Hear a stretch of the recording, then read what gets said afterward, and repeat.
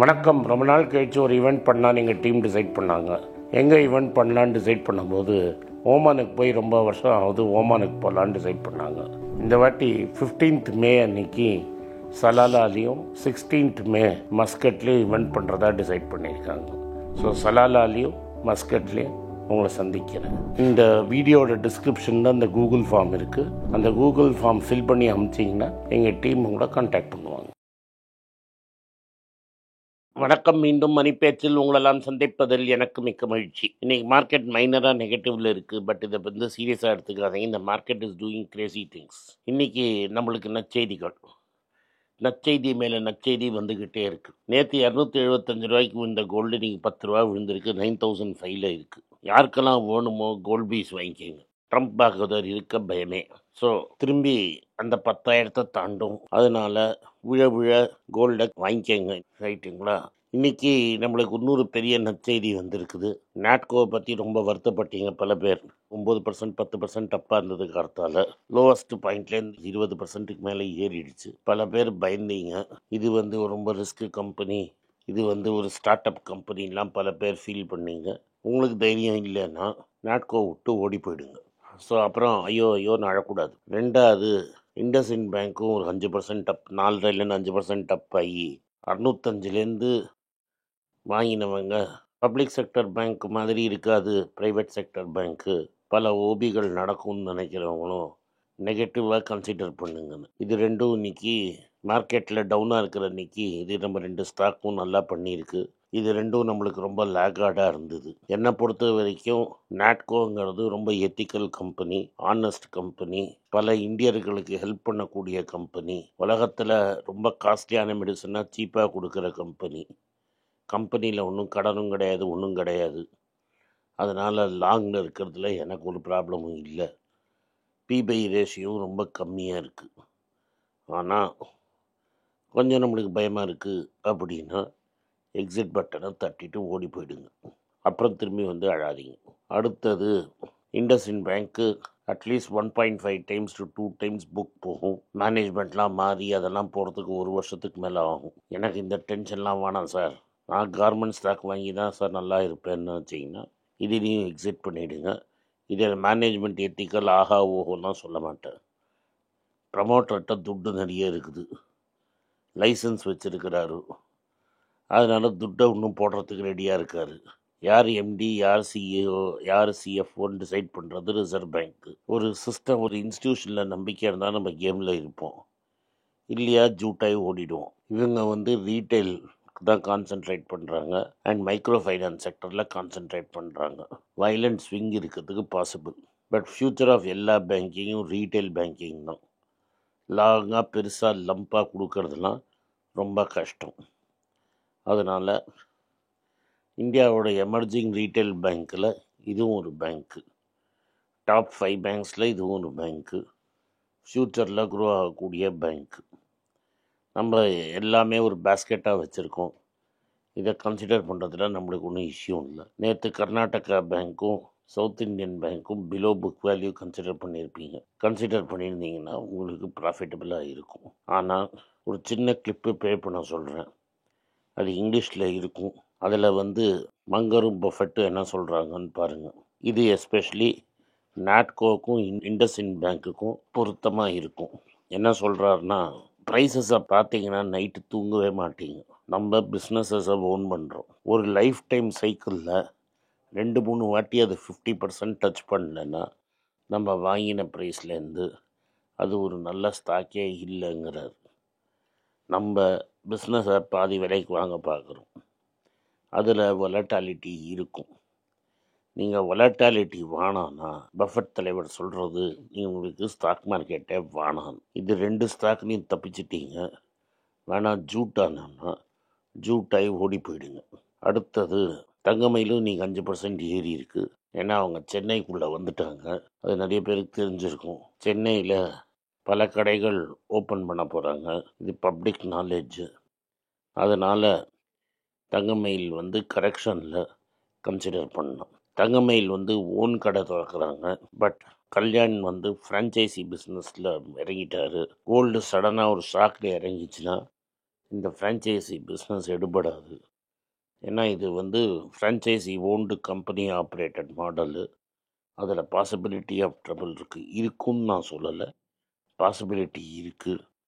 இது highly overvalued ஆகிடுச்சு, overstretched ஆகிடுச்சு. உங்களுக்கு அகெயின் ரொம்ப கிட்டியாக இருந்ததுன்னா கல்யாண் ஜுவல்லர்ஸில் ப்ராஃபிட்டை கன்சிடர் பண்ணுங்க அப்படிங்கிறத என்னோட கருத்து. டாடா கன்சியூமரோட ரிசல்ட் வந்தது. அந்த டாடா கன்சியூமர் ரிசல்ட்டு கும்முன்னு ப்ராஃபிட் ஏறிச்சு. ஆனால் ஸ்டாக் புஷ்ஷுன்னு இறங்கிடுச்சு.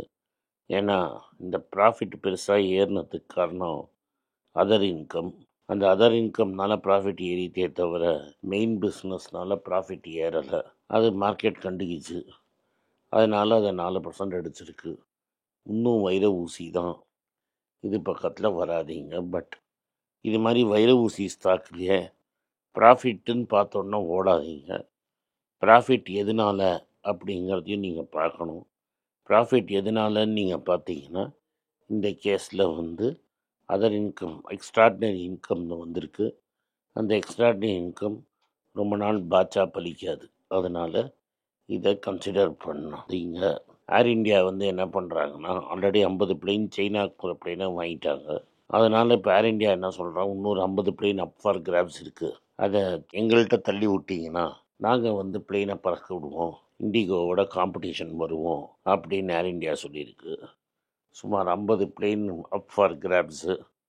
அதில் எவ்வளோ ஏர் இண்டியா கிடைக்குதுங்கிறத நம்ம பொறுத்து இருந்து பார்ப்போம். நியூக்ளியர் பவர் கார்ப்பரேஷன் என்ன சொல்கிறாங்கன்னா, பாரத் ப்ரெஷரைஸ் ரியாக்டர்ஸ் அப்படின்னு ஸ்மால் ஹெவி வாட்டர் ரியாக்டர்ஸ் நம்மளது ரொம்ப நாள் கழிச்சு ஸ்ட்ரகிள் பண்ணி வந்துருச்சு. நியூக்ளியர் பவர் கார்ப்பரேஷன் ஃபேக்ட்ரியை ஆப்ரேட் பண்ணும், ஓன் பண்ணும். கேபிட்டல் வந்து பெரிய கம்பெனிகள் போடும், யூஸ்வல் சஸ்பெக்ட்ஸு. அவங்க அந்த பவரை ஃப்ரீயாக யூஸ் பண்ணிக்கலாம், இல்லை அந்த பவரை வந்து மார்க்கெட்டில் விற்றுக்கலாம் அப்படின்னு சொல்கிறாங்க. 100 கிகாவாட் வரைக்கும் ப்ரைவேட் செக்டர் இன்வெஸ்ட் பண்ணலான்னு சொல்கிறாங்க. இப்போ குதும்குளமில் இருக்கிற பவர் பிளான்ட்டை நியூக்ளியர் பவர் கார்ப்பரேஷன் வந்து 13 ரூபா ஒரு யூனிட்டுன்னு விற்றுட்ருக்காங்க சக்ஸஸ்ஃபுல்லாக. இதில் முன்னாடியே டாட்டாஸ் வந்து இது மாதிரி பவரை யூஸ் பண்ணி ஜம்ஷெட்பூர்லேயும் கலிங்கா நகர்லேயும் ஸ்டீல் ரெடி பண்ணுறதுக்கு யூஸ் பண்ணலாங்கிறத நான் உங்கள்கிட்ட முன்னாடியே சொல்லியிருக்கிறேன். டாடா ஸ்டீல் இப்போ ரொம்ப எக்ஸ்பென்சிவ், கன்சிடர் பண்ணாதீங்க. அதே சமயத்தில் டாடா மோட்டார்ஸ் வந்து டாடா பவரோட சைன் அப் பண்ணி ஒரு ஜாயிண்ட் வெஞ்சரில் ஒரு ரெனியூவபிள் எனர்ஜி பிளான்ட் மாதிரி ஒன்று செட் பண்ணுறாங்க. பேசிக்லி சோலார் பவர் பிளான்ட்டாக இருக்கலாம் அண்ட் விண்ட் பிளான்ட்டாக இருக்கலாம். இதை வந்து யூஸ் பண்ணி டாடா மோட்டார்ஸ் க்ரீன் பாத்தாரத்துக்கு விளைவிக்கும் அப்படின்னு டாடா மோட்டார்ஸும் அனௌன்ஸ் பண்ணியிருக்காங்க. லாஸ்ட் மந்த்லாம் மார்க்கெட் அடி வாங்கிட்டு இந்த மந்த்து அமெரிக்காவில் மார்க்கெட் கொஞ்சம் ஏறி இருக்குது 1.7%. எதனாலன்னு பார்த்தீங்கன்னா, ட்ரம்ப்னு நேற்று என்ன பெல்ட்டி அடித்து சொன்னோன்னா, இன்னும் சைனாக்காரன் பேசவே வரல, அதுக்குள்ளே நான் உங்களுக்கு குட் டீல் தரேன், டாரிஃப் எல்லாம் பயங்கரமாக குறைச்சிருவேன் சைனாக்கு, it's on the cards, deal is டன்ங்கிற மாதிரி அவர் அனௌன்ஸ் பண்ணிட்டாரு. அப்புறம் அந்த ஸ்காட் பெசன்ட் ஓடி வந்து இல்லை நாங்கள் ரெடி அப்படின்னு நாங்கள் சிக்னல் தான் பண்ணோம் அப்படின்னாங்க. அதனால இப்போ வந்து மார்க்கெட் வந்து ஏறினது திரும்பி கரெக்டாச்சு. ஸோ ஓவராலாக பார்த்தீங்கன்னா ட்ரம்ப் பாகவதர் என்ன சொல்லுவார்னு அவருக்கே தெரியாது. அதனால் இந்த வயலண்ட் ஸ்விங்ஸ் இன் மார்க்கெட் கண்டினியூ ஆகும். நம்மளால் 10 ரூபா ஸ்டாக் 5 ரூபாய்க்கு கிடச்சா மெதுவாக கன்சிடர் பண்ணுவோம். அதுக்கப்புறம் ஜப்பான்லேருந்து 2 நியூஸு. ஜப்பானில் மெயின் நியூஸ் என்னென்னா, இந்த டொயோட்டாங்கிற கம்பெனி வந்து மார்ச்சில் ரெக்கார்ட் சேல்ஸ் பண்ணியிருக்காங்க. ஆல்மோஸ்ட் மார்ச்சில் மட்டும் 3 லட்சம் வண்டி நார்த் அமெரிக்காவில் விற்றுருக்காங்க. எதனால் விற்றாங்கன்னா, டாரிஃப் வரப்போகுதுன்னு அவசரமாக முன்னாடி நிறைய பேர் ஸ்டாக்கை வாங்கிட்டாங்க. அடுத்தது சுபருன்னு அவங்களோட டொயோட்டாவோட சிஸ்டர் கம்பெனி, அதில் டொயோட்டா பெரிய ஷேர் ஹோல்டிங் இருக்குது, அவங்களும் ரெக்கார்ட் சேல்ஸ் பண்ணியிருக்காங்க.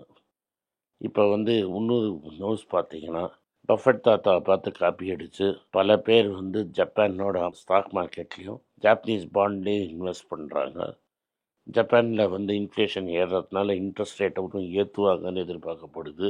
அமெரிக்காவில் ஸ்டாக் ரொம்ப காஸ்ட்லியாக இருக்குது அப்படின்னு பார்க்கறச்ச ஜப்பானில் வந்து ரொம்ப இன்எக்ஸ்பென்சிவாக இருக்குதுன்னு பணம் வந்து அமெரிக்காலேருந்து ஜப்பானுக்கு போகுது.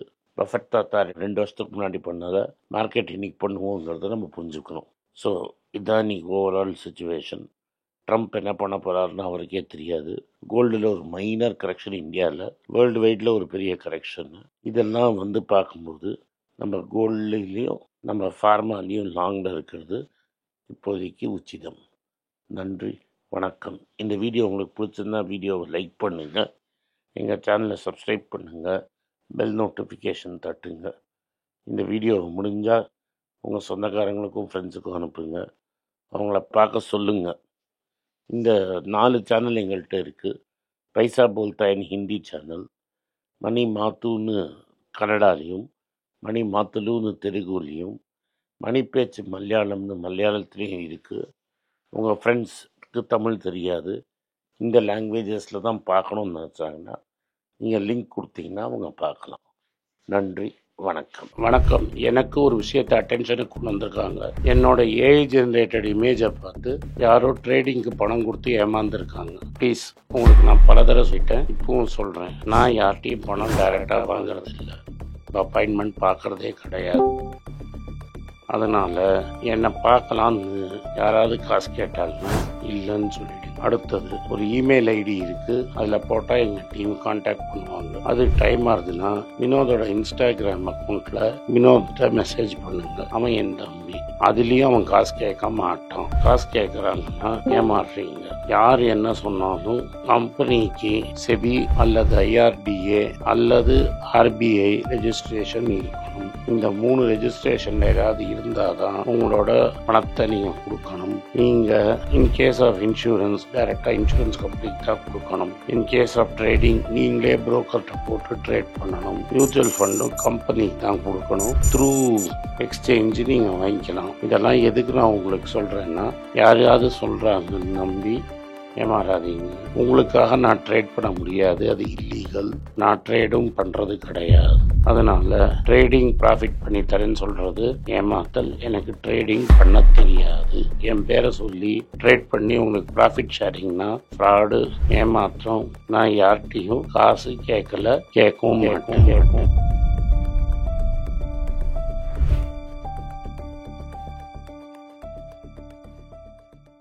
உங்கள் பேராதரவுக்கு மிக்க நன்றி. நான் டோட்டலாக 5 புஸ்தகங்கள் எழுதியிருக்கிறேன். 3 ஆங்கிலத்தில் எழுதியிருக்கிறேன். அதில் 2 தமிழாக மொழிபெயர்த்திருக்காங்க.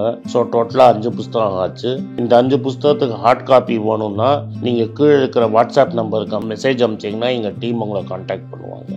இந்த 5 புஸ்தகங்களில் 3 புஸ்தகம் கிண்டலில் இருக்குது. அமேசானில் கிண்டலில் வாங்கணும்னு ஃபீல் பண்ணுறவங்க நேராக கிண்டலில் வாங்கிக்கலாம். தமிழ்லேயே யாராவது ஃபைனான்ஸ் நியூஸ் படிக்கணும்னு ஃபீல் பண்ணிங்கன்னா தயவுசெஞ்சு moneypage.com விசிட் பண்ணுங்கள்.